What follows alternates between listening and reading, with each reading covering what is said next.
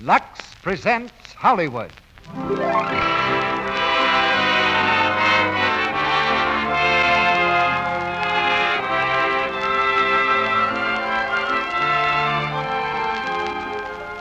The Lux Radio Theatre brings you Ginger Rogers and Fredric March in Bachelor Mother with Frank Albertson. Ladies and gentlemen, your producer, Mr. Cecil B. DeMille.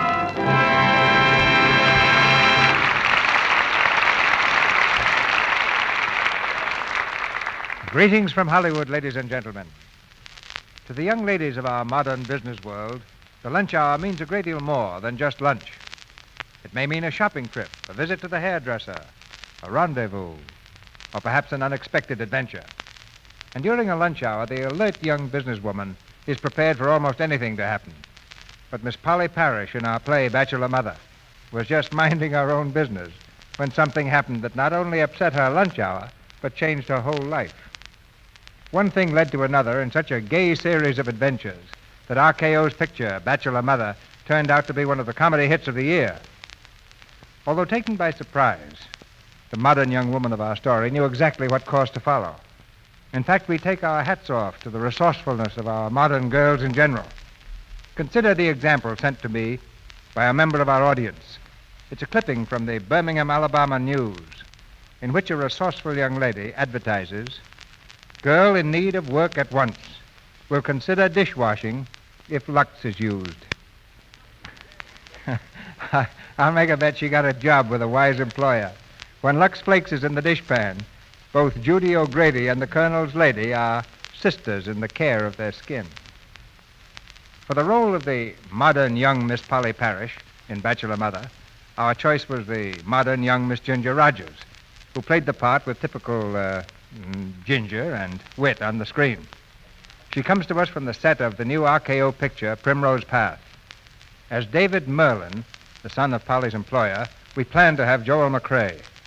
But Joel was taken ill during the week, and I'm glad to report that he's improving rapidly, and that Fredric March returned to Hollywood just in time to play this role. We've been trying to get Freddie back to our microphone for a long time, but a stage engagement in New York held him there. This week, he begins a new MGM picture, Susan and God, and tonight you'll hear him as David Merlin. I suggest now that you move up to the edge of your chair as we raise the curtain on Act 1 of this gay and exciting comedy, Bachelor Mother, starring Ginger Rogers as Polly Parrish and Fredric March as David Merlin, with Frank Albertson of the screencast as Frank Miller.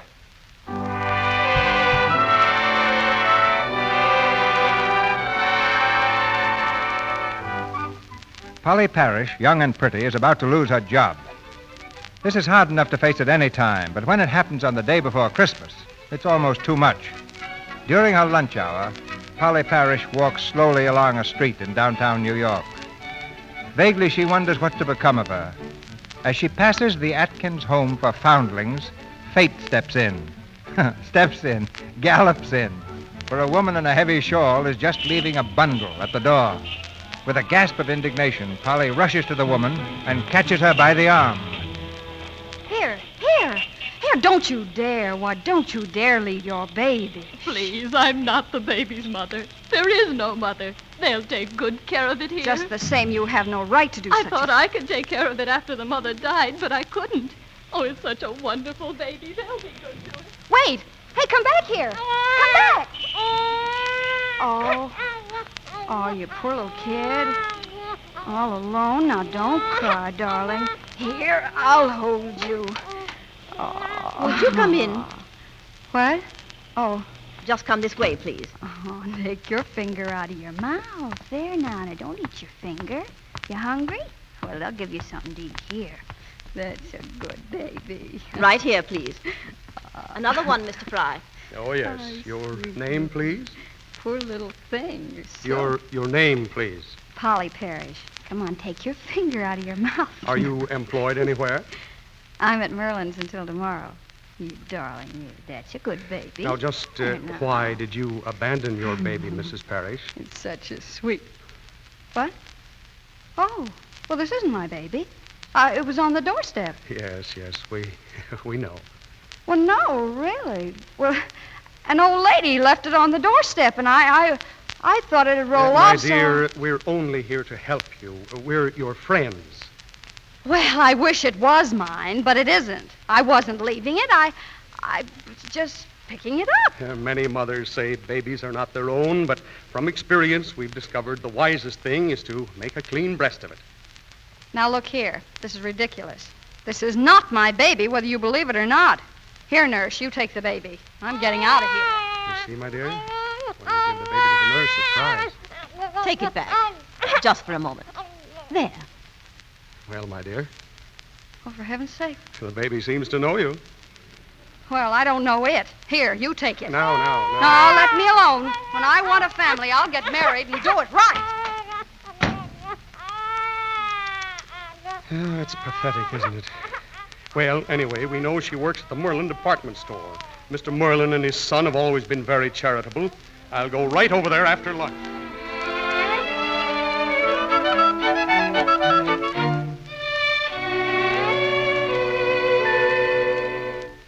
Sit down, Mr. Fry.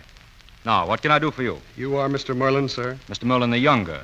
Was it my father you wanted to see? Oh, no. I'm sure you can take care of this. Well? Mr. Merlin, an employee of yours, a young woman in the toy department, left a baby at the Atkins home today. Oh, I see. And I discovered, on calling your personnel manager, that she was discharged as of tomorrow.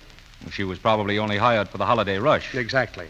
But I believe the loss of her position is the reason she has abandoned her baby son. Mr. Merlin, give her back her job. Well, this is really very unfortunate. What's her name? Parrish, Polly Parrish. Mr. Merlin, if you had seen this mother denying the parenthood of her own child, it would have touched your heart. Excuse me. Hello, Miss Wilson. Call the toy department and have a girl named... Parrish. Parrish. Send up here at once. Oh, it was pitiful, Mr. Merlin, to see the child crying as soon as it left her arms and stopping its crying as it returned to the bosom where it rightfully belonged. Yes, pitiful. And as you may know, it's the home's policy not merely to care for unwanted babies, but to make possible, if possible, the return of the baby to its mother. I think we can arrange that, Mr. Fry. As a matter of fact, I'm almost sure of it. When the girl understands... Good afternoon, madam. Can I interest you in a mechanical duck? You see, it winds up with a key and it No, walks... Henry's much too old for that. Hiya, Polly. How's the girl? Hitting on all six? Hello. Hey, no kidding now, Polly. What are you getting me for Christmas, huh? You wouldn't drink it. Oh, what a day, Ma. She's crazy for me. Go away. Will you get that hand truck moving and bring back some more ducks? We're running low. Oh, now, take it easy. I've been pushing that truck overtime.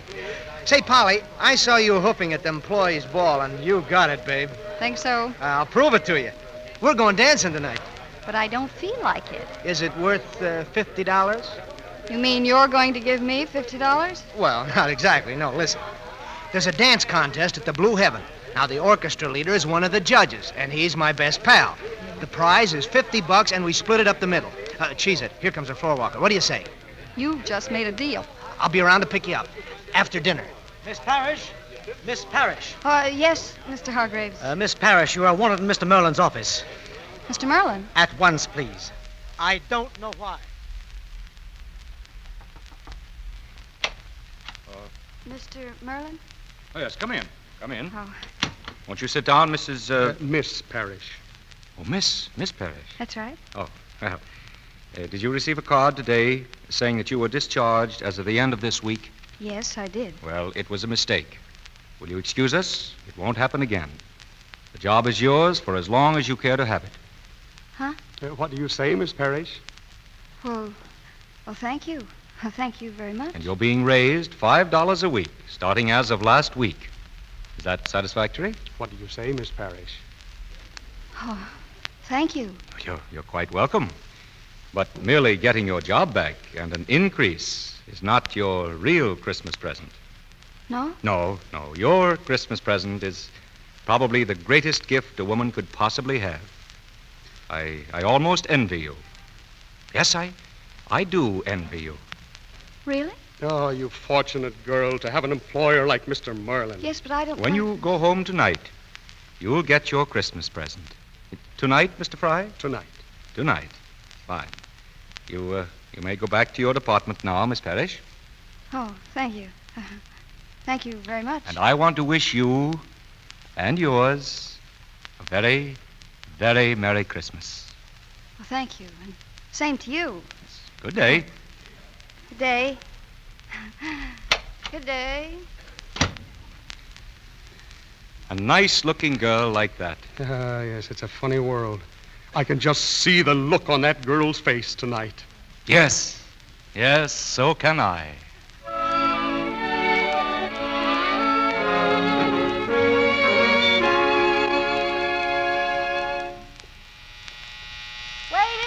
Wait a second. I told you 7 o'clock. Merry Christmas, Miss Parrish. Well, what do you want here? I brought your baby. What? Here you are, my dear. Your Christmas present from John B. Merlin and Son. Christmas present? And what do you say, Miss Parrish? Well, I'll tell you what I say. You take that baby right out of here in this minute. What? Do you realize what you're saying? I certainly do. That's not my baby, and you can just take it back to the foundling home where it belongs. Do you understand that Mr. Merlin has given you your job back, that you can raise your child in security and comfort, and you are choosing instead to let it be raised as an orphan without a mother's love? This is not my baby. I am not its mother. No, for shame, acting like this. Take your baby and be happy. Good night, Miss Parrish. Wait, this baby will be back at the foundling home before you get there. I wouldn't try that if I were you, and there's no use leaving it elsewhere either, because it'll come back to us, and we have its footprints. Oh, well, the nerve. Oh, I'm sorry, kid. Oh, well, gee, this is nothing personal.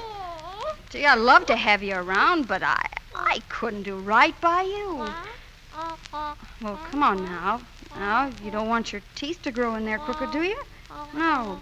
Come on, take your fingers out, please. Yeah. Oh, who is it? Hi, Paul. This is Frank, the well-dressed man from the toy department. Oh, my. Oh, 1 minute. Well, just a minute.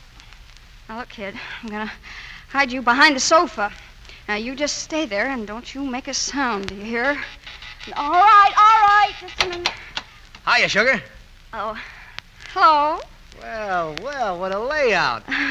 Look, Frank, I'm sorry. I won't be able to go with you tonight. I think I'm going to have a headache. Oh, now, wait a second, baby. You can't do that to the chief. Stand up the old maestro. Why, everything's all set. My brother let me have his car. It's champing at the curb right this minute. Yeah, well, I'm really awfully sorry, but something's come up. Oh, now, you just listen to the old doctor, honey. Everything's fixed. The orchestra leader's a pal of mine. I just spoke to him on the phone, as a matter of fact, and... Hey, that's funny. I thought I heard a baby crying. Oh, well, go on, Frank. Well, so I talked to him, and it's in the bag. So you talked to him, and what did he say? Well, he says he's got it all fixed. Hey, listen. I do hear a baby crying. Oh, that's next door. Yes, it keeps me awake sometimes till I think I'll go out of my mind. Oh, that's tough. Oh, yes. You know, it sounds like it's right over here behind the... Holy mackerel! Look, it's a baby, a live baby. Well, what of it? Well, what did it do? Crawl through the wall? Don't be silly. Is it yours? No, it's not mine. Well, where did it come from? I got it for Christmas. Oh. Huh? This Christmas or last Christmas? Now listen, I don't know what you're thinking, but you're all wrong. Oh, sure. And if you'll wait until I get my hat and coat on, we'll go stepping. Oh, well, now, look, if you've got a headache or if you think you might have one, well, just don't bother. Don't worry, it's all cured, and I've got another little situation to cure when we're on our way. Come on, baby. Hey, wait a minute. You're taking that along with us? Certainly. I've got a little errand to do. We're just going to drop it off someplace. Come on. Oh, listen, this is worse than a blind date. I didn't figure... Pull up over there, Frank. Hey, you certainly picked a nice place anyway. Come to the door with me, will you, Frank? Okay. Is this where the baby lives? From now on, it does. Pretty fancy, all right. Ring the bell, will you? Okay. Goodbye, baby. You certainly are cute. Gee, isn't this a cute baby? Yeah. Oh, why don't they answer the door? Good evening. Oh, good evening. Is Mr. Merlin in? The son. I'd like to see him. Merlin? Hey, Shut up. Would you tell me in reference to what? Well, it's a personal matter. He'll know what it's about when he sees me. Well, madam, he's not in just now. Couldn't you write him a letter? Well, I can't take care of this baby. After all, it's his responsibility, and he's got influence, and he got me into this fix. He can just get me out. I'm very sorry, madam. Good evening. Oh, no, you don't. Take this baby. Look here, madam. Just put your hand under its back. That's right. But wait a minute, madam. You can't do I this. just did. Come on, let's get going, Frank. Yeah, let's.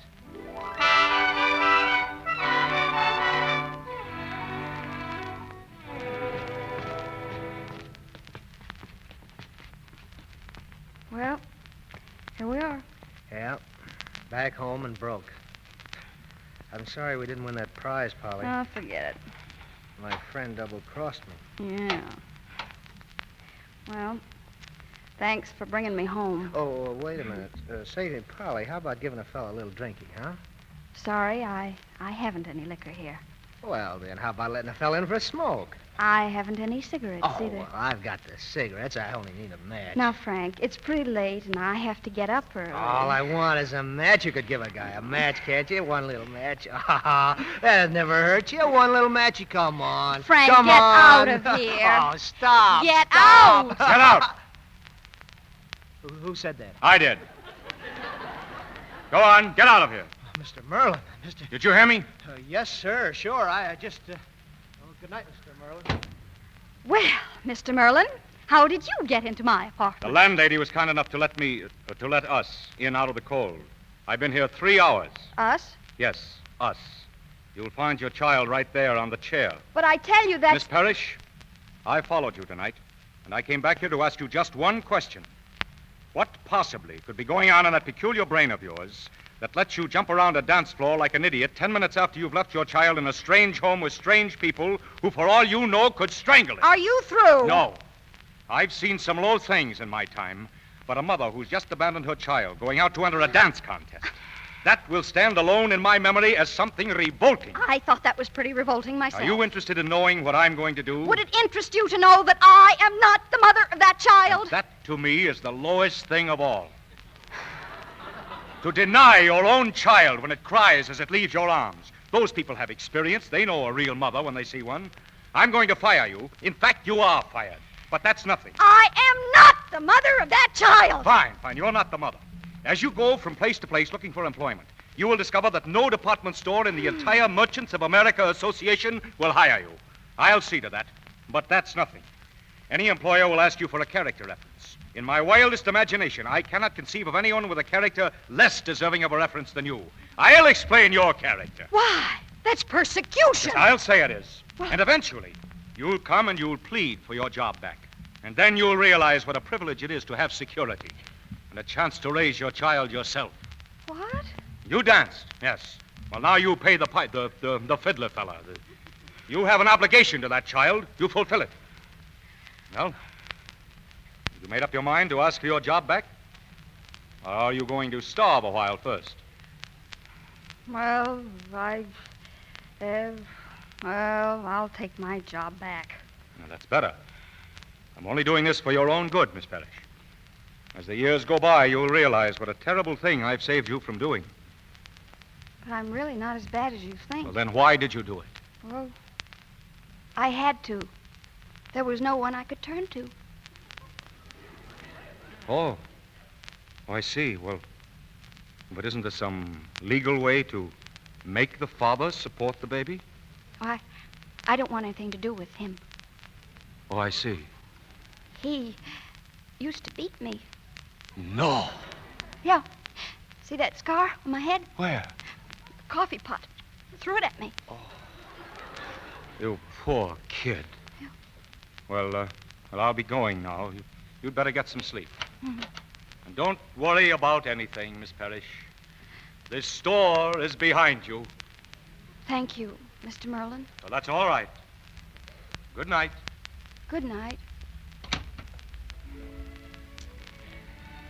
Well, baby, what do we do now? Have you got any suggestions? Gurgle, huh? That's fine. Well, I'll think about that. In the meantime, well, thanks for the job anyway.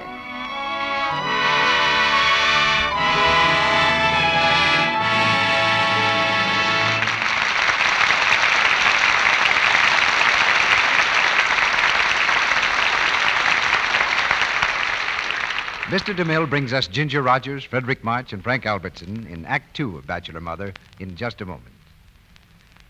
Suppose someone asked you to illustrate speed. How would you do it? One way is with music. A fast, lively tune like this on the xylophone.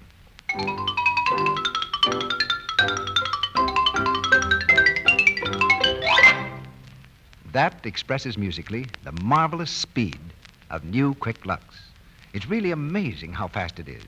An added ingredient speeds up the action of Lux Flakes, so you get suds in a second. Try it yourself and see. Just pour out the delicate tissue-thin flakes and turn on the water. Then watch the suds bubble up. Those suds come so fast, it's amazing. In water as cool as your hand, new Quick Lux dissolves 3 times as fast as any of 10 other leading soaps tested. New Quick Lux is not only wonderfully fast, it's thrifty. Ounce for ounce, it gives you more suds than any of the other soaps tested. That's true even in hard water. There are no builders or fillers in new Quick Lux. It's rich, pure soap. Have you tried it yet? Well, your grocer has new Quick Lux now in the same familiar box at no extra cost to you. Women who've used it are so enthusiastic, they keep saying, I didn't think Lux Flakes could be improved. They've always been so wonderful. But now, they're even better than ever. Don't delay another day. Buy new Quick Lux tomorrow for all your washables and your dishes. Get the generous big box. Now our producer, Mr. DeMille. Act 2 of Bachelor Mother, starring Ginger Rogers as Polly Parrish and Fredric March as David Merlin, with Frank Albertson as Frank Miller.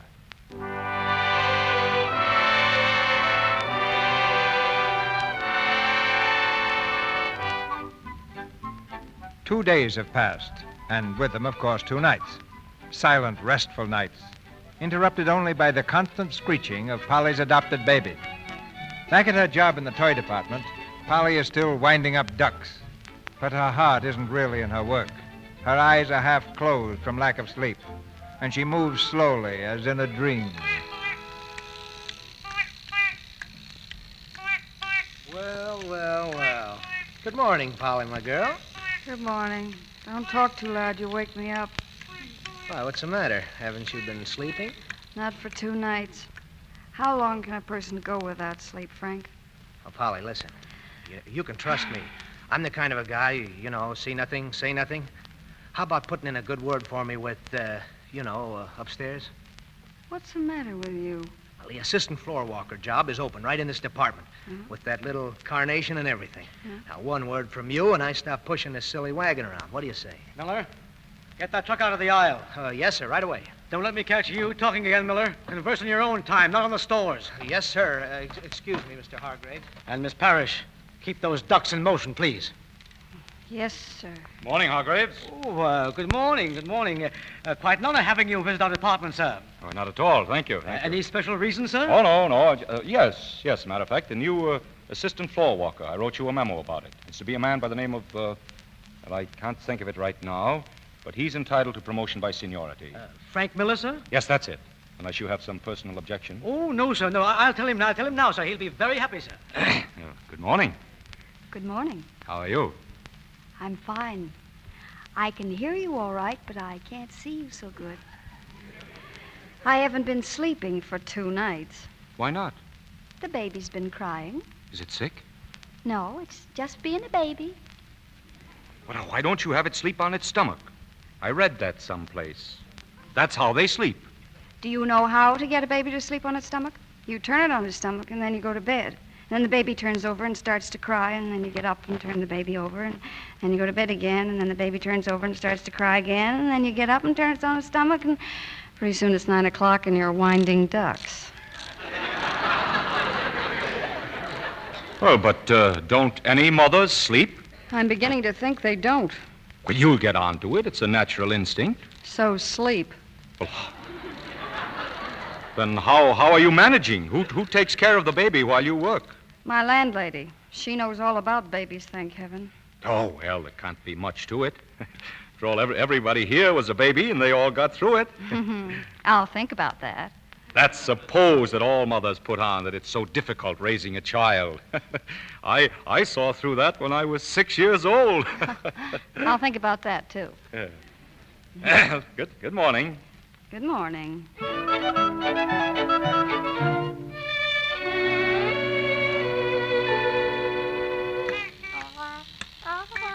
Come on now, baby. Come on and eat your dinner. Yeah. See the pretty duck?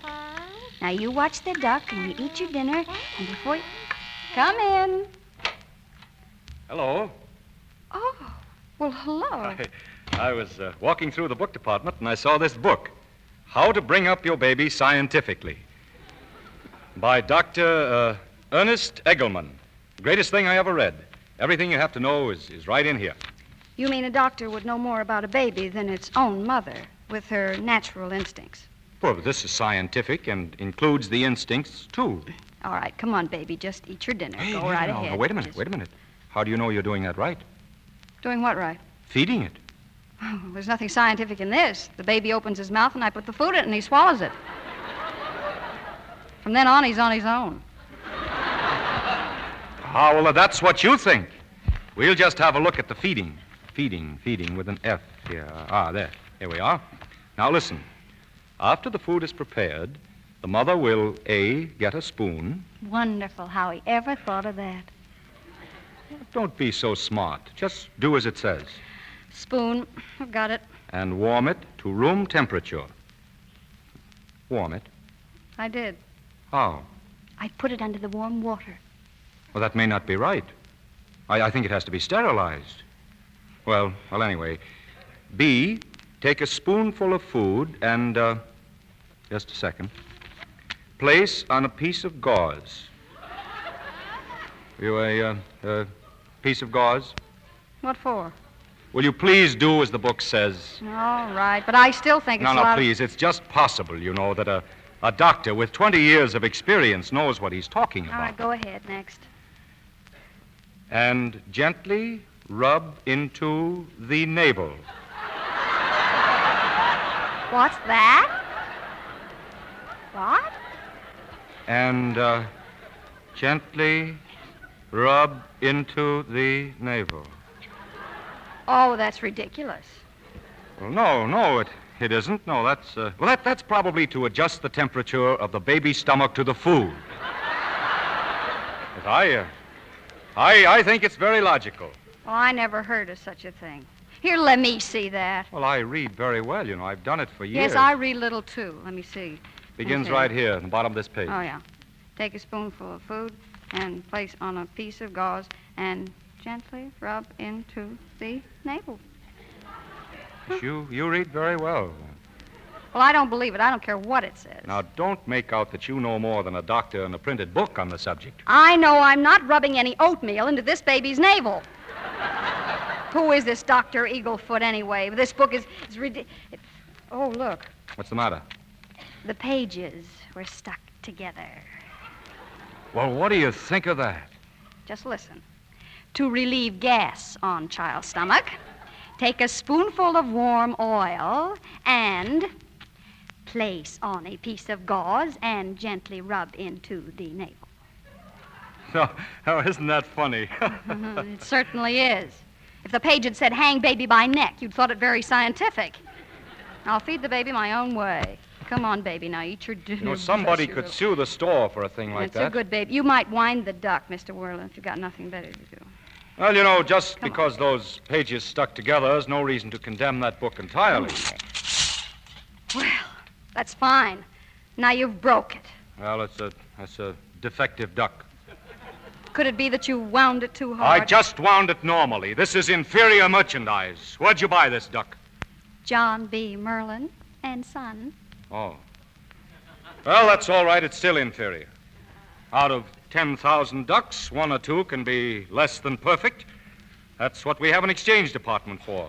Just have it exchanged tomorrow. Ha ha. What's the ha-ha for? Nothing. Just ha ha. What's the matter with our exchange department? I only work for you. We never resent criticism. We appreciate it. You won't get angry. Certainly not. What's the matter with our exchange department? They won't exchange anything. Oh, they won't, eh? They only exchanged $60,000 worth of goods last year. You don't have to overdo that flip attitude about the store. It isn't very cute. Just have that exchange tomorrow. No, I'll just throw it away and buy a new one. Well, I'll exchange it for you. Give it to me. Oh, sure, you could probably get exchanged for a grand piano. I'll show you I can have it exchanged without anybody recognizing me. I'll wear dark glasses. I'll disguise myself. And I'll have a new duck for you by 10 o'clock tomorrow morning. What do you think of that? Ha ha.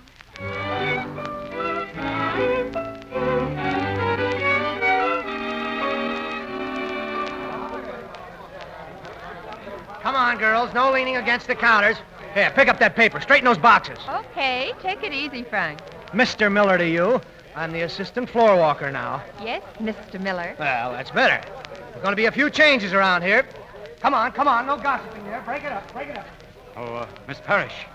Hello. How do I look? I'd never recognized you. Oh, they won't know me. Would you mind escorting me to the exchange department? Right over here. Just speak to the gentleman behind the counter. He'll take care of you. I'll have this duck exchanged in exactly 1 minute, and courteously.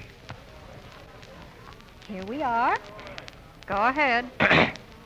I have a duck here. I'd like to, Just a minute, please. Oh, of course. Well, what do you want, please?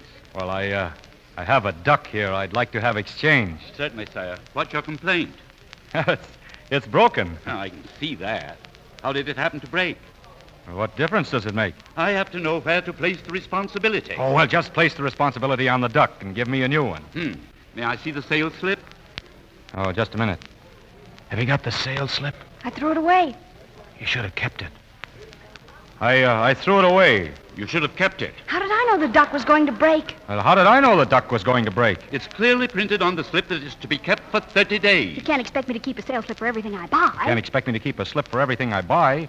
My house would be full of them. My house would be full of them. I'm sorry, sir. I don't make the rules for the store. They're made by the executive office. I don't care anything about the executive office. I want another duck. Well, you're not going to get it by shouting. That's what you think. I'm exchanging it for a new duck, and you straighten it out any way you like. Give me that duck. I'll show him. Hey, you. Where are you going with that duck? Get out of my way. Oh, a shoplifter, huh? Hey, come Frank, here. stop. He's... Let go of me. Oh, I got you red-handed. Did you hear what I... Hey, Mac, shoplifter, come on. Will you let me... Where is he?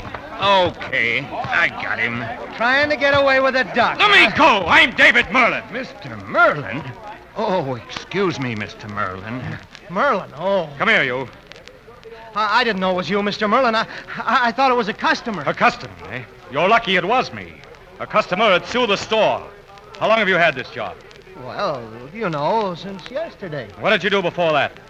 I was a stock clerk. Well, I've got a little secret to tell you. You're still a stock clerk. Get a new assistant, Hargraves. Oh, Mr. Miller, you've disgraced the toy department.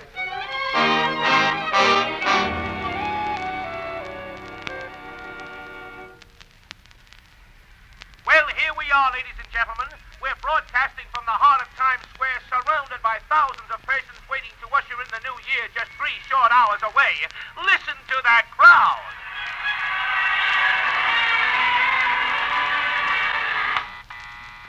Who is it? Man from John B. Merlin and Son. Oh, well, it's you. Here you are, madam. Your duck.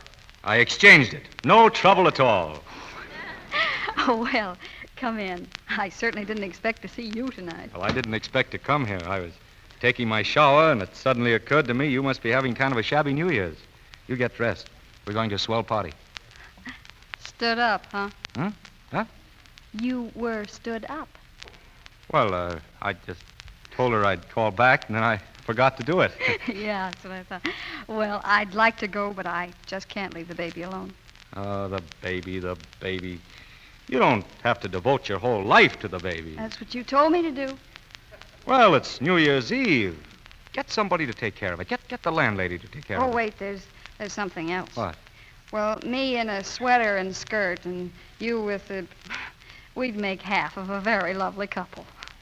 Oh, that's all right. That's all right. I'll take care of the clothes. Yes, how? Stop at the store. Everything you need. Dress, shoes, ermine wrap. You'll be beautiful. But look, these people, your friends. I don't know how to talk to those people. Well, I'll tell you. You just say no to the men, and the girls won't talk to you anyway. Come on.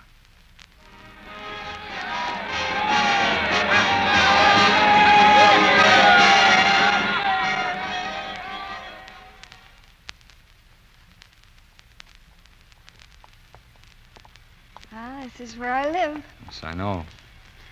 Well, it's been a grand night. Say, I've had a wonderful time. So have I. I can't ever remember a better one. Thank you, sir. Well, good night. Good night. Oh, say, Yes? I was just thinking, don't people usually, on New Year's, don't people usually exchange greetings? You know. Yes, usually. That's what I thought. Yeah. I mean, there were a lot of them back at that party. Remember they were kissing each other? Sort of kind of silly, isn't it? Is it? No. Happy New Year. Happy New Year. Well? Good night. Oh, you better take this coat back. I don't want to keep it over Sunday. Nothing can happen to it. You wear it and bring it into the store when you come in. All right. Thanks. Oh, say, look, it's just 12 o'clock. 12 o'clock? Mm-hmm. In Chicago. See, they exchange greetings there, too, you know. Happy New Year in Chicago, Polly. The same to you. You, wouldn't want to stay up and welcome in the New Year in Los Angeles. Oh, well, it's pretty late. Good night. You know what we ought to do tomorrow? Why don't we take a long drive in the country? Oh, that would be wonderful. Oh, but don't you think it'd be a little too cold for the baby? Oh, yeah. Yeah, the baby. Yeah, that's what I thought. Well, if you want to see us, we'll be in the park all day tomorrow. Well, I don't know if I can make it, but I'll try. Well, thanks again for a very wonderful evening. Good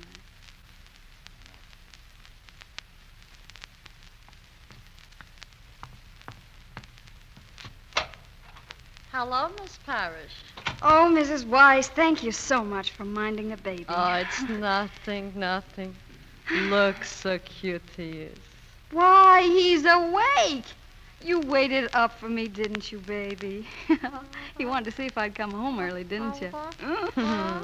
He's such a good baby. He didn't cry even once. My Jerome, he's just now 31, used to cry all the time. Well, thank you again, Mrs. Weiss. I didn't think I'd be out this late, though. It's nothing. What else have I got to do? Happy New Year. Happy New Year to you. Oh, is that so? Listen, baby. I think he likes me. Or maybe it's just that I'm hoping. But, baby, I don't think he likes you. Well, now, don't frown. Nobody's gonna come between us. No, sir. No, 'cause you're my fella. Good night, darling. And Happy New Year.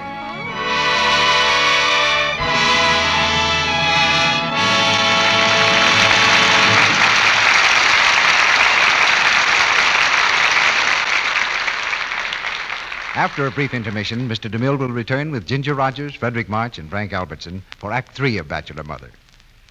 Men are interested in science, women in beauty.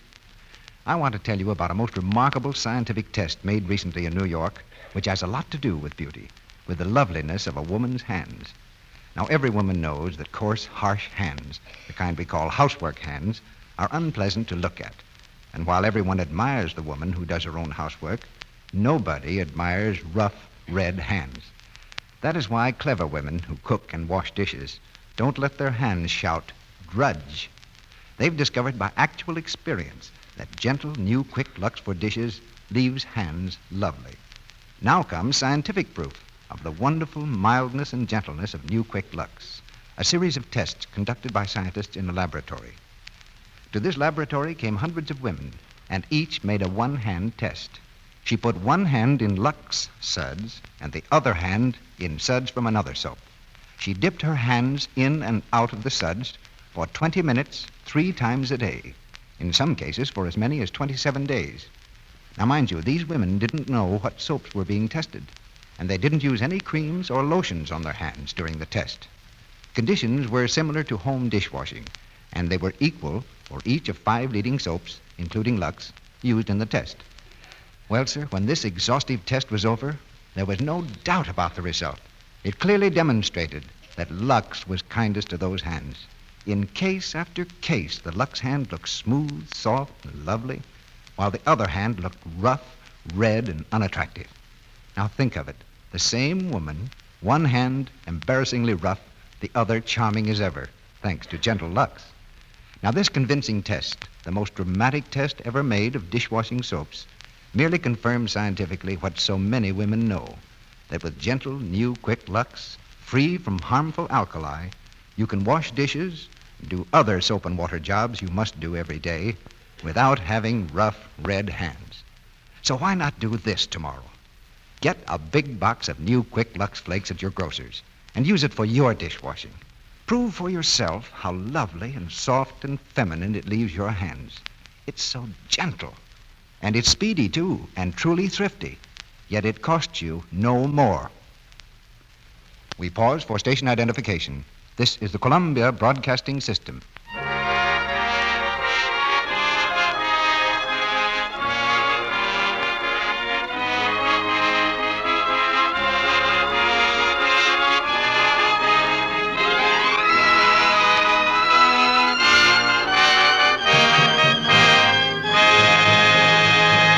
We continue with the third act of Bachelor Mother.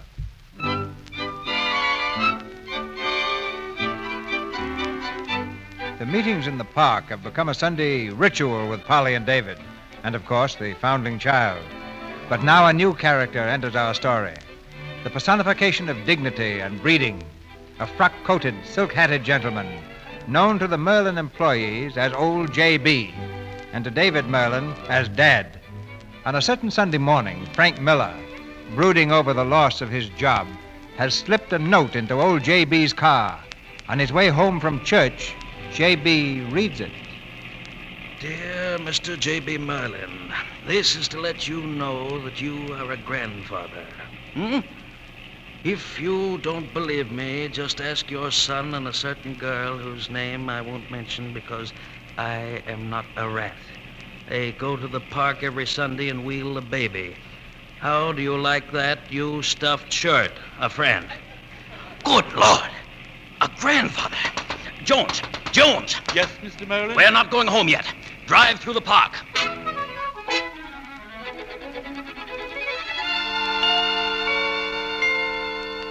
No, you mustn't try to sit up, baby. There, that's a good boy. Look at him. Isn't he darling? Mm-hmm. You know, you've come a long way from the girl who wouldn't even admit it was her own child. You think it's quite a baby now, don't you? Well, you get used to it. You get used to anything if it's around long enough. But this is an unusual baby. Really it is. Oh, I don't know. I guess it's heredity. Oh, yes? Why, what's the matter with me?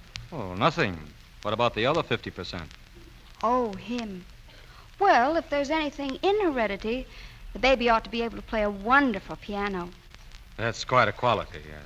He might also get to be the world's best coffee pot thrower. Now, that was unnecessary. After all, you don't know the circumstances. Maybe I was to blame. Never mind. Let's not discuss it. It's none of my business, and I haven't any interest in it anyway. Good morning, David. But, Dad, what are you doing here? Just strolling around, my boy. Just strolling around. Polly, this is my father. This is Miss Parrish. How do you do? How do you do? And who is this? Oh, this is Miss Parrish's little boy. A boy? Would you mind, Miss Parrish, if I was very careful, would you let me hold him just for a moment? Of course. Thank you. Come to your and come to me, little fellow. There. Oh, he's wonderful, isn't he? I'd know that chin anywhere. Why? What's his name, Miss Parrish? Oh, John. John. Well, thanks for that, anyway. Is there something I can do for you? No, you've done it, my girl. Here, go to your mother, John. Well, thank you. I wouldn't keep the baby out much longer. I think it's getting chilly. Dad, you're acting very strangely. What's the matter? I'll discuss this with you at home. Goodbye, miss. Goodbye. I'll expect you home in an hour, David. What's the matter with him? I don't... Oh, holy mackerel. He thinks that he... I'll see you later, Polly. Dad, wait!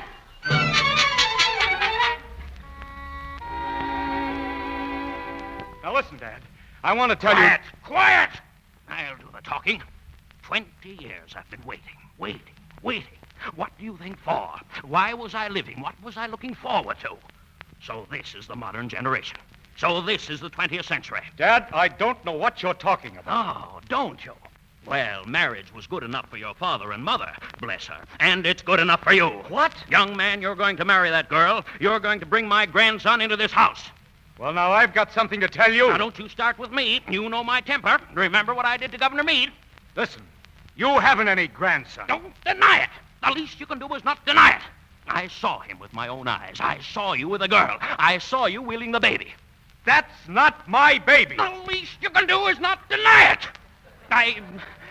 I have other information. A letter from a friend. And if I didn't have it, if I never saw you wheeling him, if I saw that baby on a desert island by himself, I'd know it was my grandson. Why, he looks exactly like me. Dad, for heaven's sake, you're jumping to conclusions. I figured out what to do. My mind's made up.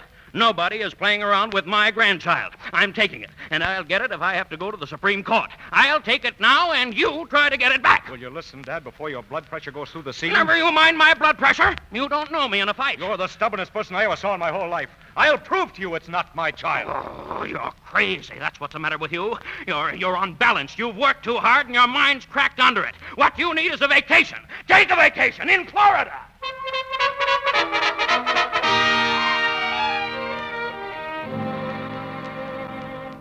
I'd like to see him try it. He can't take that baby away from me. You don't know him, Polly. He's sending for lawyers and investigators. Well, he can't do it. The baby belongs to me. Well, we've got to stop All him. right. But if you could dig up the piano player, it'd be a big help.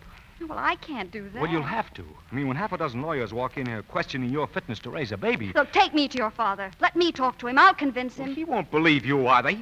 He's gone off his head. He even wanted me to marry you. Oh. He wanted to set me up with a ready-made family so he'd have a grandson. I tell you, it's serious. Yes. It would be serious marrying me. No, I didn't mean that. I just... Would you please go? Well, I didn't realize how that sounded. Oh, it doesn't matter. All that matters is that you tell your father to leave Johnny and me alone. Well, I'll do what I can, Polly. Will you please go now? I'm sorry, Polly. Get out!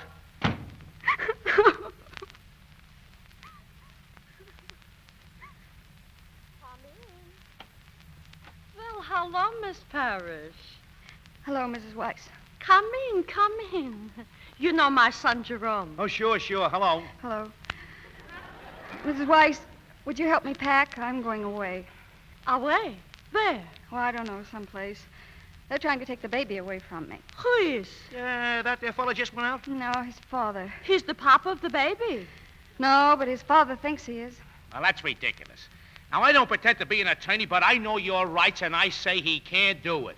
Well, he'll send people to ask questions, and that's just as bad. Polly, darling, why don't you get the real papa to go to his father, huh? I can't. I wish I could. Sure, that would be the solution. Wait, I'm thinking. Jerome, if you could be the papa just for a little while... Huh? What? That's it. Mama! Jerome, this is your chance to do a good deed. But, Mama!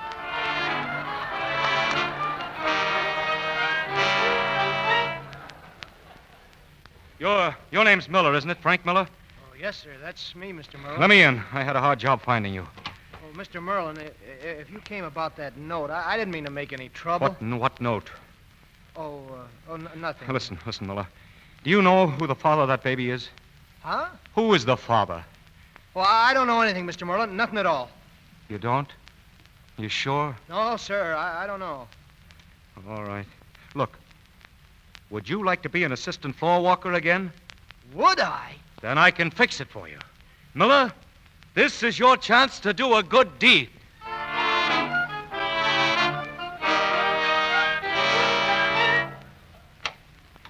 Beg pardon, Mr. Merlin. Well, what is it? There are two people to see you, sir. A Mr. and Mrs. Jerome Weiss. Weiss? Never heard of them. Tell them to write a letter. It's about a baby, sir. A baby? Well, send them in. Yes, sir. This way, please. Thank you. Thanks. Won't you sit down? Thank you. Mr. and Mrs. Weiss, eh? I thought you were Miss Parrish. Well, that's the name I use in the store. Jerome and I have been married for 2 years. Yeah, that's right. That's 2 years.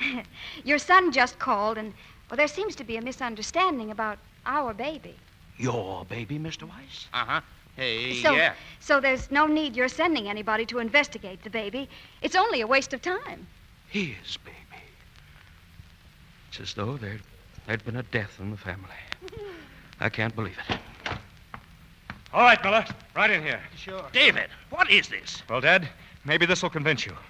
This man I brought with me is Frank Miller, the father of that baby. Oh. Really? Oh, that's right, Mr. Merlin. I'm the father. You see, my wife's a very nervous woman, and your son just came over to our flat and said you had the wrong impression about my son. Well, my son is my son and nobody else's. Why, I never heard of such a thing. And I'd appreciate it if you wouldn't send any investigators around to make trouble for us. Just a moment. David, do you know who this other man is? No, who? This is the father she brought around, Mr. Jerome Weiss. So you finally showed up, did you? Well, I couldn't come any sooner. Oh, that was pretty cute, running out on her like that. Come here. You know what this is? Yes, sir. It's a silver service. I mean, it's a coffee pot. Yeah, you ought to recognize it. You give your wife scars on the head, eh? Well, here's one for you. Oh! How do you like that, piano player? You keep your hands off of him. Don't you it's touch all right. him. You go ahead and stick up for him. Stop. You might as well cut all this out. It doesn't convince me. And I'm not through with you, Mr. Miller. I'm going to prosecute you for something. Mr. Merlin, your son made me do this. I'll tell you the truth, and I know what I'm talking about. Your son is the father. Dad, this is the truth. Now listen, that man Weiss is the father. I'm not the father. I don't care who the father is. I'm the grandfather. Now wait. I'll straighten this whole thing out. Now listen, Polly. Polly, where is she? She's gone. Gone.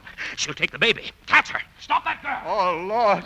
Sorry I gummed you up, Mr. Merlin, but a guy's got to think quick. He does, eh? Sure, got to use the old bean. Well, you use it now. Oh!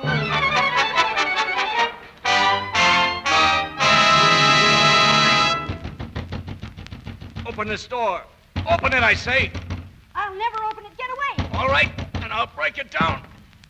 Get out of here. Go away. Let me alone.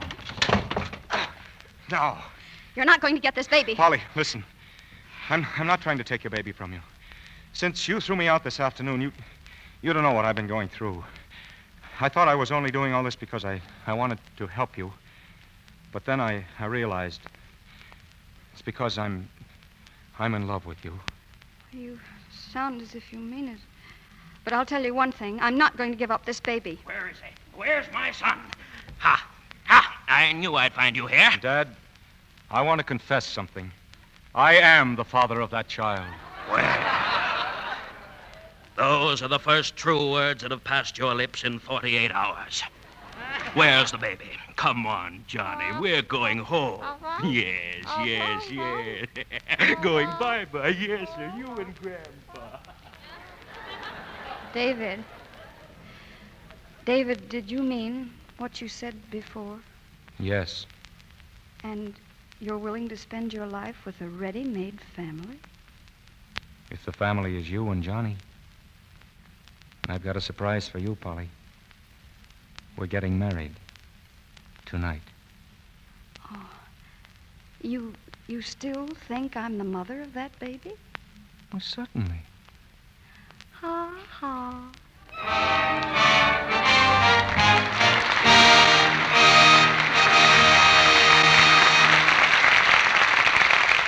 In just a moment, our stars return for their curtain calls. But first, a word to women who want their hands to stay lovely looking in spite of dishwashing. Remember the one-hand tests? They've proved how kind these gentle flakes are to your hands. Yes, and it's just as gentle to your nice things, too. Oh, that reminds me, Sally. Will you read what Mrs. Mayton Britton of New York wrote? I'd be glad to. She says, New Quick Lux leaves my sweaters as soft as a kitten. They look perfectly lovely. I've been using Lux Flakes for years for my sweaters, silks, and other nice things. I didn't dream it could be improved, but somehow you've done it. New Quick Lux is amazing. It's so fast. It's thrifty, too. And it has the same marvelous gentleness Lux has always had. Now, there are 3 good reasons for using new Quick Lux. Count them on your fingers. So fast? Why, you get suds in a second. A little goes so far, it's thrifty to use. And new Quick Lux is so very, very safe for everything safe in water alone. Yet you don't pay a single cent more for this wonderful new Quick Lux. Your grocer has it now in the same familiar box. Buy a big box tomorrow for your stockings, underthings, blouses, dresses, and sweaters, for your very nice things and for your everyday things, too, to keep them new-looking longer. And now, Mr. DeMille is bringing our stars to the microphone. Having brought Bachelor Mother to the happiest of happy endings, Ginger Rogers and Fredric March are all smiles as they report for their curtain call. Ginger, I hope you don't always get into trouble when you try to help somebody as you did in the play. Well, once in New York, an old lady dropped her handbag in the subway, and I tried to pick it up for her, and she threatened to have me arrested. Well, I don't think you look like a pickpocket. Why, Freddie, that's the nicest compliment I've had this afternoon. No, seriously, though, there's nothing like a good turn to brighten up the day. Well, like most good ideas, I believe that's in Shakespeare.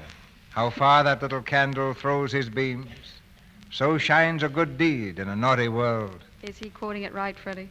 Don't look at me. Mr. DeMille's a former Shakespearean actor. Oh, well, in that case, we'll give him an A on tonight's lesson. I'll give you both plus A on tonight's performance. Well, we certainly are grateful to you, Freddie, for stepping in and saving the show at the last minute. And I know you and Mr. DeMille join me in wishing the very speediest of recovery to Mr. Joe McCrae. And now I think it's time for Mr. DeMille to give us a report on what he's planned for next week. We've planned a play for next Monday night, Ginger. It'll keep us busy all week.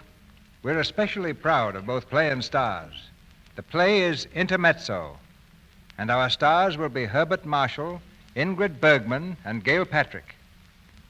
Intermezzo is the unusual love story of a genius. On the screen, it introduced Ingrid Bergman to American picture audiences. And next Monday night, we introduce her to American radio audiences when she joins Herbert Marshall and Gail Patrick in Intermezzo. Well, even for the world's biggest theater, CB, that's a big event.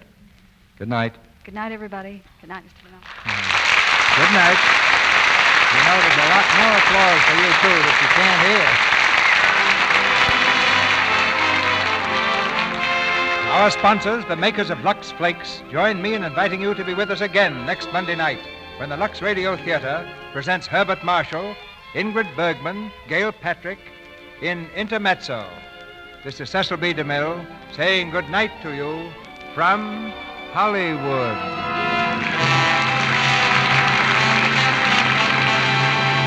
Heard in tonight's play were Lou Merrill as J.B. Merlin, Bea Benaderet as Mrs. Weiss, Emery Parnell as investigator, Edward Marr as Jerome, Martha Wentworth as matron, Ralph Sedan as Hargraves, Thomas Mills as butler, Kenneth Lawton as clerk, Walter White as detective, and Celeste Rush, Audrey Reynolds, and Frank Martin. Ginger Rogers' forthcoming picture is RKO Gregory LaCava production, Primrose Path.